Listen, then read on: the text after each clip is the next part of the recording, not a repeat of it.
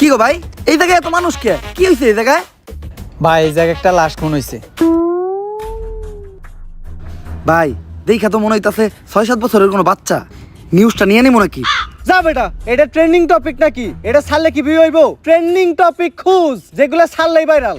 তাইলে ভাই, content creator Shivan মিয়া আছে না, ও নাকি ওর মায়ের ভাত দেয় না, কিন্তু বিরিয়ানি দেয় 3 বেলা। বিরিয়ানি দেয় কাইটা, এই যে ভাত দেয় না, এই জিনিসটারে হাইলাইট করে নিউজ বানাইলে কেমন হয়? এর লিগাই তো আমি তোরে আমার লগে রাখি। হলুদ সাংবাদিক হওয়ার পরে আমরা উল্টা পাল্টা নিউজ বানানি করছি শুরু। এখন থেকে আমি তোর শিষ্য, তুই আমার গুরু। তাইলে চলেন ভাই, আগে এই নিউজটাই বানাই।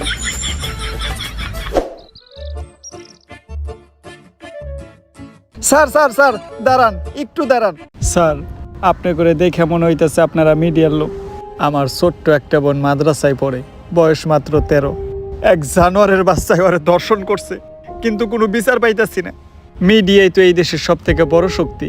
স্যার, আপনারা এই বিষয়টা নিয়ে একটা নিউজ করেন, যাতে আমি আর আমার বোন ন্যায্য বিচারটা পাই। আরে বেটা, এটা কি কোনো বিষয়? দর্শন তো এই দেশে প্রতিদিনই হয়। এটা নিয়ে নিউজ করার কি আছে?